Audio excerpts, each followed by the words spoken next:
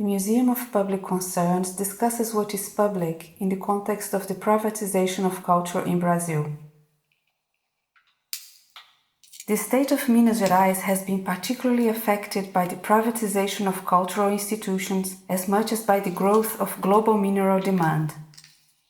In the center of the capital, Belo Horizonte, old buildings of government were given to private companies to make museums that serve the company's interests. Mining corporations, for example, are writing the history of mining of Minas Gerais, while this economic industry is not in public debate. Mining is a main issue for the Museum of Public Concerns, but we also deal, for example, with images produced by indigenous from north of Minas Gerais, also not in the collective consciousness.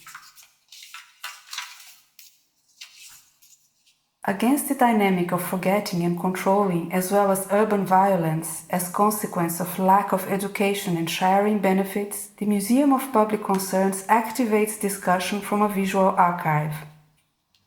Artists and collaborators from the fields of sociology, media theory, architecture, anthropology read from the collected images and publish and debate.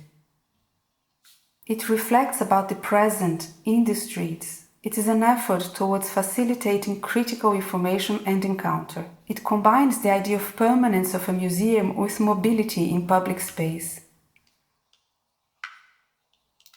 An archive trailer and production of posters, leaflets, a web page, journals, as well as inserts for school books shall break down distance and allow distribution.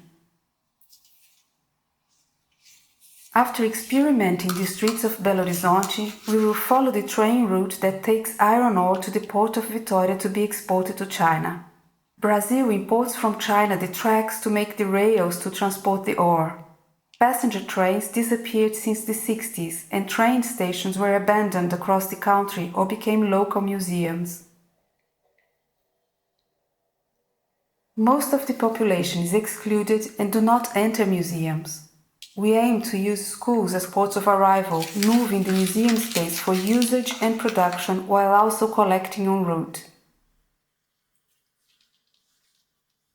We have the Federal University and research agencies as partners. This began with a digital laboratory for the museum and the financing of the research. This is a long-term project and the partnership is consolidated through the development of the museum itself.